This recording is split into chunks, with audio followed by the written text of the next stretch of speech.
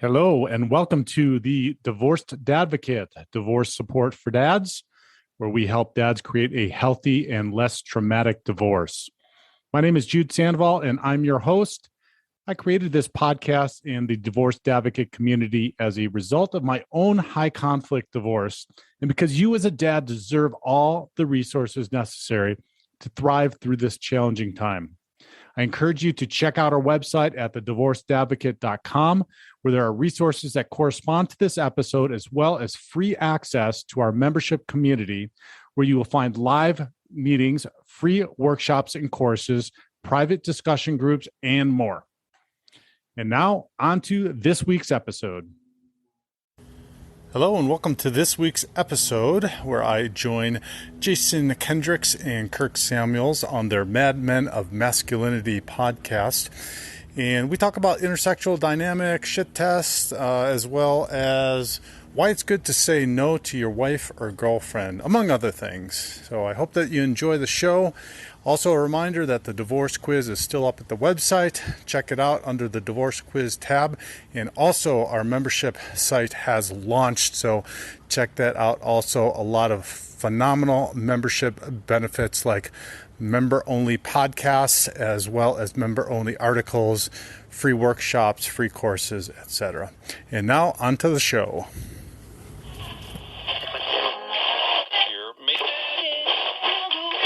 You want answers? I think I'm entitled. You want answers? I want the truth! You can't handle the truth! We are the Mad Men of Masculinity. Your home for healthy masculinity. We're just real men having real conversations for you. Oh, yeah. We're back at it again, folks. Baba is that man again. Is that man? Is Bad man's. Hey, ladies and gentlemen, boys and girls, I am Kirk M. Samuels. And I am Jason B. Kendrick. And we, minus the guy in the middle, are the Mad Men of Masculinity. That's right. We're just real men having real conversations for you. And we have an extra man to have conversations with tonight. How you doing, Mr. Jude Sandoval? It's kind of a rare thing, man. I'm doing well. I forgot the initial in my name, and I think that's a thing on the show here. I got to have my initial. Well, you're not cool. It's just an identifying thing. Well, glad to be back, guys. I get the FCC didn't call, so I guess we did all right last night. They didn't call yet. I don't know. They might call. Yeah, they might call. Still might call. They haven't caught up to you yet. Maybe next Monday we'll get a note in the inbox. Their emergency operations center is going to hear that Saturday morning at 8 a.m. and the knock is going to give us a call on Sunday and be like, "Yeah, y'all are shut down because we can't be having that nonsense. Can't be having all them truth bombs to be dropping out there." Yeah, for real. Yeah. We got a little inappropriate over the air. Hopefully we didn't say nothing. We dropped a couple things in there. I don't know. We dropped some stage names and all that kind of stuff. Yeah. So speaking of, if you didn't happen to catch the live on the air broadcast and behind the scenes show last night, we do have Jude Sandoval of the Divorced Advocates on again tonight. We're going to try to do our condensed version for you ADD millennial kids who can only do 30 minutes. And so welcome back, Jude. And to Kirk's point last night, I'm not going to try to butcher what you do and who you are. So I'm going to allow you to introduce yourself to fine folks out there. Well, I appreciate that. And you wouldn't butcher it because, you're a good guy. Well, I try. My name is Jude Sandoval. I'm the founder of the Divorced Advocate, and it's a community for divorce or divorcing dads. And I built that in response to my own high conflict divorce that included all kinds of fun stuff like infidelity, mental illness, the court process in and out, PRE, CFI investigations, arrests, restraining orders, multiple six-figure attorney's fees, and all the rest of that fun stuff. Basically, I've seen it all through the divorce process. If I haven't seen it all myself, I've had a client or one of the guys in our community that has. So that's what I do on a daily basis, is just create an atmosphere and an environment for divorced or divorcing dads to get the resources that they deserve and that they need in going through this process. Well, that's obviously a very needed thing, and we thank you for doing that. I know probably it was more of a, I need this, so I'm going to do this thing for you, but I'm sure all the guys you help are like, what? Yeah. Did I do it again? You know what? You're letting out like all to my say- secrets. Hey man, yesterday you busted out my girlfriend and busted me on that, and today now you're giving me. See, I was More trying my to be Hey, like, I was trying to be man, you know, supportive. you put the but- girlfriend thing out there. That wasn't us, man. And I started with you being a good guy, so man, twice. See, I thought I was being a good guy. I thought I was. Kirk, I was you want to being take over this supportive. conversation? Yeah, you please? go Yeah, ahead. I do, I'm man. Let me outta take here. this thing over. You know, this is like one of the, as I look at the screen here, this is like one of those evolutionary charts because you got Jason never married, no kids. You got Jude. Oh, here we who, go. You know, he had one divorce, and then you got this knucklehead over here who's a 2-time offender. So it's like, you know, it's like the progressively worse, the more dysfunctional as you go from left to right. Or it could be Mo, Larry, and Curly. Yeah, any one of those variations, Sure, right? one of those. Speaking of stage names, we established mine used to be Chocolate Thunder. Or sometimes I used to go by Klondike. I thought it was Chocolate Daddy. Well, hey, that's what I told you to call me. Changed it last night. No, that's the nickname I told you to call me.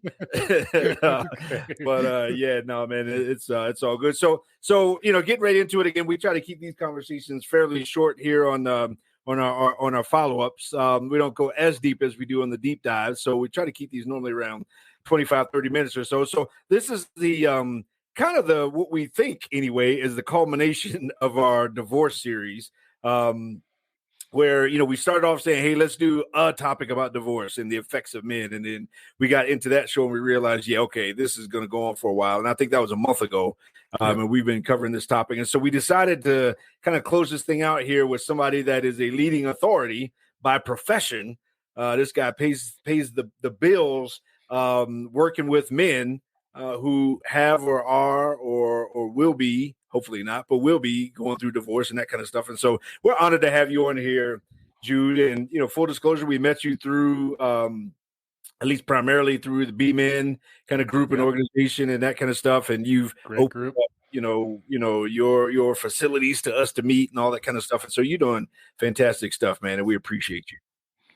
Yeah, my pleasure. And then that's the thing we need to be doing with men, and as many men as possible, is getting together, collaborating, and reaching out, connecting, and men learn from other men, right? And that's something that's sorely missing in our society. With well, let's not go into the history as to why, but it is something that's sorely missing in our society. So yeah, I appreciate you guys being open and receptive to me wanting to talk with you guys. And I think we're going to trade and maybe have you guys on my podcast, but Zach and B-Men and that group and the work you guys are doing with them. And I've got a handful of other organizations I work to. It's just, the more we do this, the more we help. And this, for the women listening, this helps the women also, because you guys help developing healthy masculinity, my work, and helping men get through their divorce and hopefully get into a more healthy relationship next time around is just good stuff. And so Jason's going to throw a curveball at you in a little bit, but damn, I know you said that. But I think what you just said is a great jumping off part in terms of circling back to yesterday. And that is the whole idea of men coming together, especially in the context of divorce and relationships ending and those kind of things. How important is it for guys to do life with other guys, whether it be the good times or the bad? Yeah, it's incredibly important. And we I don't know where we lose this, Kirk, because we, in childhood growing up, we kind of, I don't know about you, I ran around the neighborhood with a bunch of guys, played ball, played hockey, did music, did all kinds of stuff. And then we kind of get in our adult lives and maybe get a family, get married, and we start to isolate. And oftentimes it's something that's not beneficial. I shouldn't say oftentimes, it is not beneficial to our relationship, because that's one of the things that might have been or is one of the attractive things to our spouses or to our girlfriends, to women in general. And we just kind of lose that. And so getting back to that after divorce is a huge thing. One of the things that I profess a lot is getting back to your hobbies, getting reconnected with men, doing man things, if you will, whatever your man thing might be. And that's different for every man. So that's good, but we got to keep that up, and we got to encourage guys to do that. And if we got friends that we know that are isolating,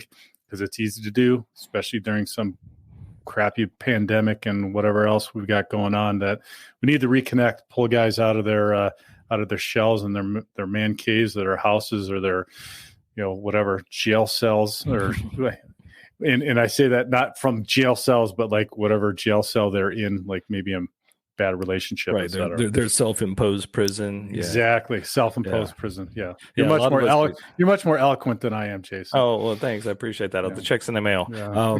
So it's one of the things too that we talked about a little bit. It's not quite the curveball time yet, but the fact that a lot of times we as men, when we get into relationships, and even just as couples, men and women both, we tend to lose those things that made us who we are, that attracted the other partner, and then we wonder why we struggle and things. And so having a strong set of men and doing those things that you did beforehand and continuing those through the relationships will tend to make for a better relationship, right? Yeah, absolutely. I was just talking to a colleague of mine that has a website called Dad's Starting Over, and he just wrote a book called Divorce Panic, and he speaks specifically about that and about what we need to do in order to. And we started a podcast about dating after divorce, and we just talk specifically about that. We lose that, and one of the main things our women say once they start to lose that attraction for us is that we're just not the men that we were when they met us, and we lose that spark. But it's a difficult fine line to balance, right, guys? I know we've all been in relationships. Is creating that safety and security that a woman innately wants in her feminine nature, but then also creating that, that little tingle, right? Like doing stuff that's going to make her tingle and make her maybe feel on the edge, right? And so it's that delicate balance, but that's part of the excitement of being in a relationship. If you're making the effort, is trying to traverse that tightrope, if you will. Yeah. It's something that I've heard several times. I wanted to throw at you as well, that kind of leads into the curveball I want to throw at you. But one of the things I've noticed a lot of times is we as men lose that kind of anonymity or the independent nature when we get in there and we become very ingrained or committed to this relationship, this family and stuff. But I've heard a lot of guys, especially especially with the inundation of this kind of toxic feminist movement and everything, that men need to be willing to, or at least convey to their women that they're willing to walk away, whether, no matter what, like, I'm still going to be okay. So almost like, not like it's a threat, but just like, hey, if this doesn't work out, or if you're not willing to kind of follow my lead, as it were, or we're not willing to work together, I can move on. Stay with us. We'll be right back. Hey, this is Jude with a quick reminder about the Divorced Advocate Foundation for Fathers, which is our nonprofit that helps dads through divorce with legal education, free or reduced cost coaching, and mental health resources. If you own a business or know someone who does, there's an easy way to help by connecting credit card processing through our partner program. Part of the fees go straight to the foundation with no added cost to the business, and 98% of businesses are actually able to save money on their processing fees. It's a win-win. So if you know a business that accepts credit cards, get them in touch with me by sending a warm introduction email to jude@thedivorcedadvocate.com, or give me a call directly at 720-255-1021.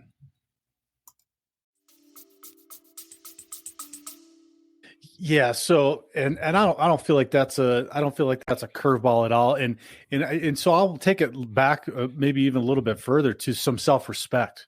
Right. And it's not, and I feel like the foundation of a healthy relationship is built on that respect, and it goes both ways, but your significant other is got to have a respect for you. And if you don't set that tone early in the relationship, and you don't make sure to maintain that respect, and it starts with respecting yourself. So, and I was just talking about this also with somebody else, is that it could be something as simple as I was dating a woman, and so here's a little story. I was dating a woman. We're early on in our dating relationship, and I showed up. We were going somewhere, meeting some friends, whatever, and I show up and I get there, and I'm like, oh, hey, and I'm standing behind her, and she's like on her phone. She doesn't stop. She doesn't turn around. She doesn't like acknowledge I'm there yet for like maybe a half a minute or a minute till she's done. And then like it takes her another minute or two to get up and like say hi to me. And I'm like, okay, I'll see you later. Like that's just a basic, self-respect that I think that I feel that I want my significant other to recognize me when I'm showing up, and we're going to connect, and hi, I haven't seen you. Good to see you. Like, how are you doing? Etc. So it's like small things like that. But, also to what you said about being willing to walk away. Now, that's kind of dicey, right? Especially if you're in a marriage, because walking away is not necessarily the best thing to do. And we talked about this last night and how expensive it is and how difficult and challenging it is. And then if you have kids like I do, and with the dads that I work with, there's a whole ripple effect across that. And if you're a child of divorce like I was, there's lasting implications around that. So yes, having that tone, but I guess this is a long answer, Jason, to say, I would say couch that in having respect for yourself and setting that tone of self-respect that, I will, if I need to walk away from this, I will walk away from this. Is going to be the best thing for everybody, because that respect of the relationships out there, that effort in the relationships not there. And we could spend an entire podcast just on what you said. So that curveball is a really, really tough one about. No, that's not even a curveball. That wasn't the curveball. Oh, that wasn't the curveball. No, that's leading up to the curveball. That's leading up to the curveball. Okay. Yeah, that was the 2-2 pitch. That wasn't the full count. Because there's intersexual dynamics that go into that. There's there's all kinds of other things that go into the just ready to walk away because of plate spinning, all the other stuff that you could be talking about. And like you're saying, it's the self-respect thing. Yeah, I think so what you just described in terms of, okay, you're not going to acknowledge me, you're going to be on your phone and blah, blah, blah. To me, that's a test. To me, when I see that, I'm seeing, basically you're testing me and seeing, am I going to withhold or hold any kind of boundary or standard and those sorts of things. And so to me, it comes down to just an understanding that I don't need you in terms of, your ebb and your flow is not my ebb and my flow. I'm the river banks. Like, I'm the frame, I'm the structure, all those kinds of things. And so to me, the difference comes down to, you know what? Yeah, I don't need you right now, and I can be okay without you. I don't want to be without you. I want you, but I don't need you. And I think the neediness is a turnoff to women, and they test that. Do you need me? Do you need me? And I think once we establish and maintain that we don't need them, because I think a lot of women will fall for a guy that they really respect, and when that guy overly admires her and is overly impressed by her and puts up with this and puts up with that, that's when she begins to lose that respect. And that's when that whole dynamic changes. And so us as guys, we maintain that, I think, by sharpening our masculine saw, by being around other guys, whether it be collectively or individually, and doing stuff with other guys so that we maintain that masculinity to bring to the relationship that we probably had in the beginning. Yeah, that's a great point. And so, can I say the S word? Yeah, sure. This is the regular podcast. Okay, this is the regular one. I'm all right. All right. Yeah. So those shit tests are incredibly important within a relationship, and it's very interesting because the way that I view them now. So I used to get really, really annoyed by them. Like, why wouldn't she get up, or why is she doing this, or why is she doing this text game, or whatever other BS she's doing. But now I just look at them, and you can call them validation tests too, right? They're validating whether, because women are hypergamous, right? They're looking to see if you are going to fit the bill continually. And so now I just kind of laugh at them, and I call them out.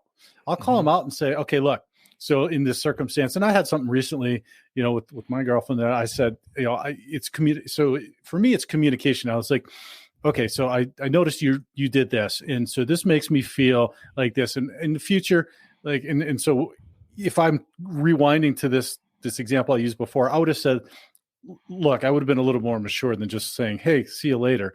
I'd have said something like, I would appreciate if you get up and you acknowledge me when we're meeting somewhere, because of, this makes me feel like this, and I want us to have a healthy relationship. I want to feel respected. I want to feel validated. I want to keep coming, and I want to keep buying you dinner. I keep on meeting your friends and doing that stuff. So if I'm going to do that, then you need to do this. And that would have been a much healthier way to handle it. But if you look at it, you reframe it as, this could be a little bit fun, a little bit, it's just validating who you are. But trust me, guys, it's never going to end.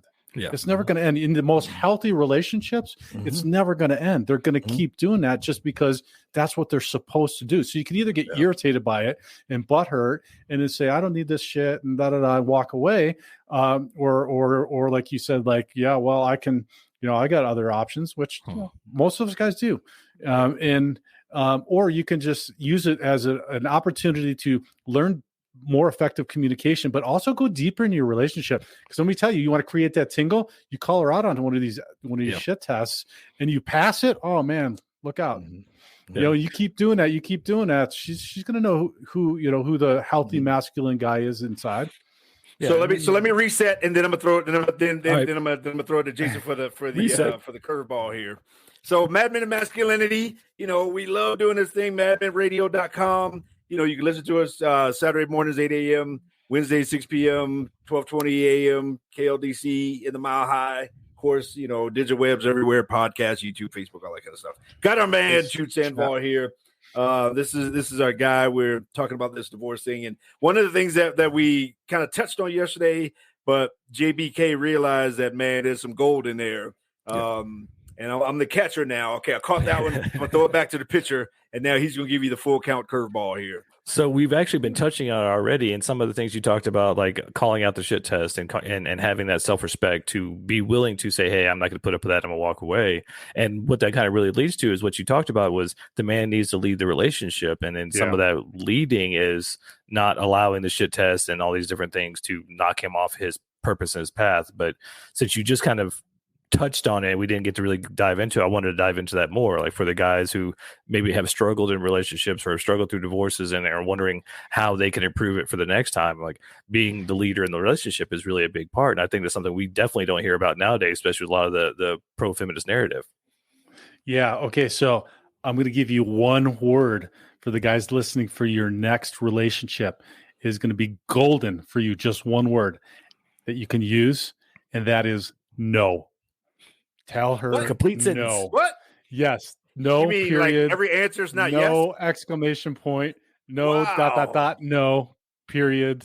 No. But man, it's fun being a yes man. Okay to say man. no. I want to be a yes man.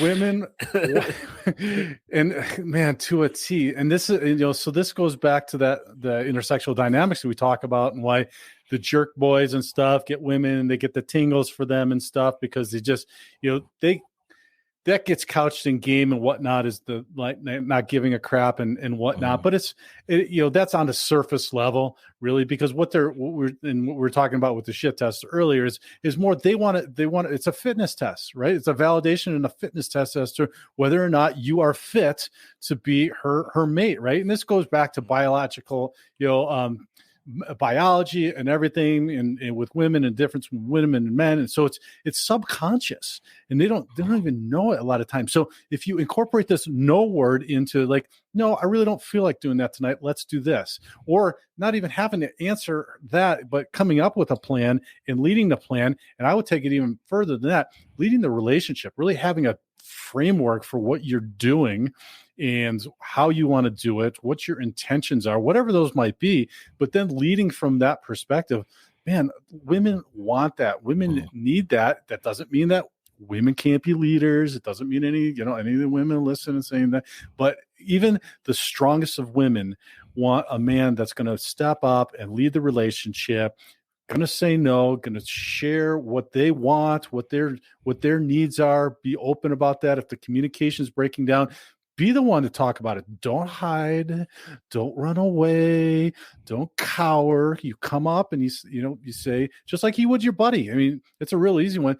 Hey, Kirk, man, I really didn't like that BS you were giving me earlier. Let's talk about that. Now you're not going to do that in that same manner with your woman, but you got to be the one that brings that up and not just wait for her to do it, right? Yeah. Well, that's something we hear quite a bit. And it's one of the things that I think is being lost is men aren't getting the message that most ladies, and they'll say that. And one of the reasons that they do the unconscious, shit test is that they want to know, they feel safe with their man if he can tell them no, because at some other unconscious level, they say, well, if he can tell me no, then he can tell these other women I don't know that are trying to get in his DMs or his back pocket that he can tell them no, so I can trust him more. And so I think we've been kind of conditioned out of holding the frame. And so we're looking for the validation and acceptance from them. And then when they shit test us, we're like, I'm not sure what to do. Do I say yes? And then they just lose complete respect for us immediately. And so having the ability to say no and to hold a frame and then to go through the process, because it's not just a shit test. It's a shit test. You say no, and then it's the shaming and the guilt and all these things. And you don't fall to any of those games, and you hold your position, you hold that frame. And then after a while, they're going to throw a fit or they're going to act like they're mad at you. But then later on, she's going to come back completely different, much more happy and much more secure because you didn't fall for any of this drama or this stuff she's throwing at you. Man, you hit the nail on the head with the security and the safety part, right? Yeah. Because, excuse me, Kirk, because that's innately one of the base things that a woman needs to feel in a relationship with a man. So if you can do that, man, you've built that solid foundation that then, like you said, you get into some of this other stuff and this other minutia, but you got that solid foundation of them feeling safe with and around you and about the relationship with you, and you're golden. So let me bring this kind of somewhat full circle back to the whole divorce topic, and I'm seeing how this even played out in my 2 divorces. The first time I was an absolute yes man, and when that fell apart, I just kind of whatever you want, fine, whatever. Ended up getting the short end of the stick in terms of parenting time, which then related to child support and the check that I was writing, and I mean, then that played into just the dynamic with the kids and all that kind of stuff. I just went with the flow. And my second time around, again, not proud of the fact that I'm a 2-time offender, but second time around, I advocated for myself. I stood up and I was like, you know what? I want 50-50. Like I want, here's what I don't want to have them once a week and every other weekend. I want to be involved in their lives, all these other kind of things. And I spoke up for myself. That ended up, we didn't even have lawyers. We did it all ourselves. I mean, we worked everything out, all the debt, all the money, all the house, the stuff, the property, all that kind of stuff. But the difference was, one of the differences, well, obviously the difference was 2 different people. But then the difference in how this played out in terms of the no was like, no, I'm not going to just kind of fold over and roll over and let that happen. No, I want this and I want that. And to be able to be the guy to speak for myself, even in the context of divorce. So this whole thing that we're talking about even plays out in the whole context of men going through divorce. Oh, dude, totally. Because you don't want that same, and I coach guys all the time. You don't want that same dynamic that was unhealthy. There's a reason you're getting divorced, right? You don't want that same dynamic going on post-divorce because you got children. You're never completely separated from this person. You don't want that same dynamic. So you've got to set the tone. That's why divorce can be an opportunity for you to say, oh man, yeah, I really got to change some stuff. And if you're not going to do it, you're just going to perpetuate. And you made another great point, Kirk, which is it's not just in your romantic relationships. You're going to find that this behavior, codependent behavior, whatever you might call it, this unhealthy relational dynamic is pervasive through all of your other relationships, your business relationships, your friends, maybe your kids, et cetera. So, man, if you're getting woken up because of a broken up relationship or a divorce, then look at that, fix that, but then you're going to be able to find it and fix that in many other places. Because if you're not assertive in your marriage or in your relationship, there's probably a high probability you're not with your kids, probably not in your business. You could even be very successful in your business, but still not be assertive. So yeah, that's absolutely the truth. Yeah. And we've seen a lot of that too. I mean, we've coached other guys and talked to a lot of guys, and it seems like there's this, because of the feminist imperative to shit test and to test and everything like that, it seems like I think a lot of times there's a correlation between guys losing their guy friends and not having that, sharpening the saw and iron sharpens iron thing and being around guys, so that they lose their backup, they lose the testosterone building, and then they're with their woman all the time, and then she's constantly testing, and finally he gets tired, he gets beat down, and then he starts folding and saying no, and then she immediately loses respect for him. He almost can't get that back, and then it gets on that slippery slope of now the relationship's ending, and then he may get that back at some other point. But it's like, that's why having that group of guys, having the healthy relationships and having those things before, during, and through relationships will help maintain a healthy relationship. Because guys are pretty much linear, logical, and they'll be like, what? I'm doing this all by myself. I'm getting so tired of having to deal with this all by myself. Well, they've forgotten a big ingredient, which is having their guys around and having healthy masculinity around. Mm-hmm. Yeah, absolutely. We hit on this, Jason and Kirk, at the last B-Men meeting we were at last month about having another man as an accountability partner that you talk to on a regular basis that can say, man, what the heck is that about? What are you doing? What What you are you thinking about? Yeah.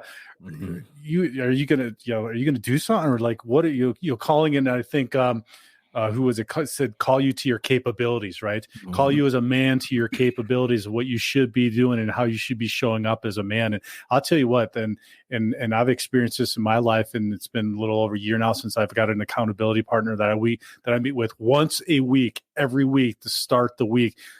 It transforms your life. It totally transforms your life. And we don't have that. We don't have that as much in our lives right now. And if you don't find one person, come, your guys' groups, Be Men, my group, the Divorced Advocate, some of these other groups, find a men's group somewhere, get involved with it, because it'll change your life.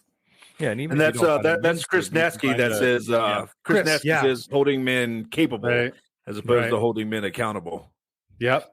That's what you need. That's what we need as men, is having somebody remind us that we are capable, because we get beat down and we feel weak and we think, oh, well, maybe I can't handle this. You need other guys to go, dude, you can handle this. Suck it up. Like, let's go.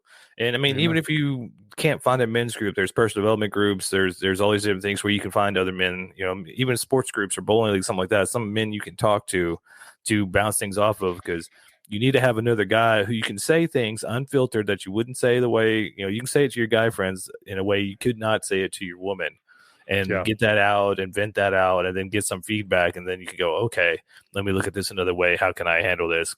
If you don't have that outlet, then you end up on your own, just spinning. Yeah. And your woman is not your therapist. It is, and she doesn't want to be. Now she doesn't want to be, and that's not to say that you shouldn't be authentic and vulnerable and share what you're feeling with your woman, but she's not your therapist. So you're not wanting to go to her to work this out. I mean, go to the freaking library and buy a book and read the book if you need to, or download it, or ideally you get a therapist or a coach or get in a group. But if you don't, go buy a book and start the self-help process. But really, there's no reason not to get involved in the men's group. There are tons and tons of free men's groups everywhere, and that can be church-based, it can be 12-step based, it can be whatever it is. They're all around, all out there. Now with the prevalence of online, there's all kinds of different ones. There's the Be Men one. There's another one. Ken Curry, I just had on my podcast, has another one. We're launching ours coming up November 1st, so you can find something for sure. So let's bring this plane in for a landing, man. Let's line that up was on the fast. runway here. Come on, Captain Kirk. Man. We like to, we keep it. He said this is for the ADD crowd, the crowd that don't have a long time. These are folks that want to get it in. She just wants to tip. Anyhow, so what's our landing point? We'll go left to right. JBK, what do you think, man? We actually took a different slant tonight than we did most of yesterday. So it's actually kind of interesting. It's kind of two different pieces, but we're probably going to do that more. So now you got to watch both. Sorry, folks, you have to watch an hour long, but you can break it up. But anyway, as far as this slant goes, is something that we kind of came full circle on. But gentlemen, you need to have a group of guys around you, and you need to be willing to lead and hold your ground in a relationship. And as Jude said, no is a complete sentence. Yes. What do you think, Jude? No. Yep. Happy wife, happy life is the worst thing that you can ever subscribe to. No is a great word to have in your vocabulary. And here's a little exercise. If you're not used to it, go into the bathroom, shut the door, look in the mirror, and just start saying no, and looking at yourself, saying no, and no, and no, and no, and no, and no, and no, and get used to hearing you say that word. And the next time something comes up that you're not comfortable with, just say no. Yeah. And that's it. And, my thoughts are, as I listen to this conversation, first half to second half, I feel like I'm hearing that boys need women and men lead women. And nice. It's a great relationship dynamic, and maybe what side of that coin you're on based on how you present and how you how that manifests in your relationship. So great stuff, Jude, man. We appreciate you. How can folks get a hold of you, man, and in your organization? Yeah, the divorcedadvocate.com is the website, and we got all kinds of resources there for divorce or divorcing men. We got the Dad's Guide to Divorce, which is my 5-step process that I help men through in going through divorce. Also, we got a divorce quiz, helps you kind of see where you're at in your divorce process compared to others who have gone through it. Like I said, November 1, we're launching that membership site as well. So check that out. And if you're not a divorced or divorcing dad, but if you know one, a brother, a son, please share that with them. It's huge. It's huge to get them the support that they deserve.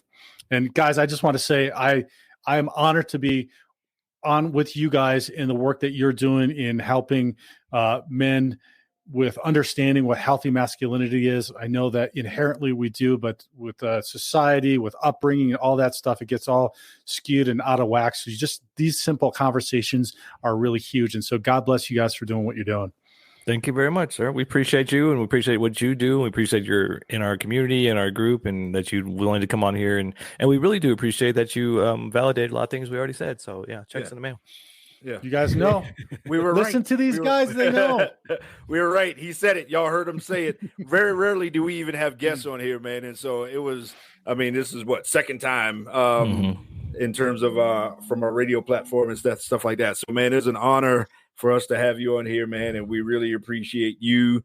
Thank you for your friendship, your brotherhood, and we'll see you tomorrow night at the B-Men gig. So it's gonna be the Jude trifecta this week. So no doubt. Yeah, you guys, what did you do to get to see me 3 times this week?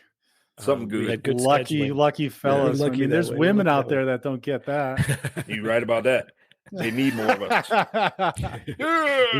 Remember, go back and watch all the episodes. You can watch us every day. So remember that. Go to YouTube, Mad Men of Masculinity, Facebook, Mad Men Radio. Go to madmenradio.com. Like and subscribe. Check out all our episodes, our past episodes. Listen to us on Spotify and anywhere you get podcasts. And until next week, Mad Men out. To hear the rest of this episode and access the corresponding resources, visit thedivorcedadvocate.com and become a member of our community. It's free to join and will provide you with the resources you deserve as a divorced or divorcing dad. Thank you for listening. God bless, and I'll talk with you next week.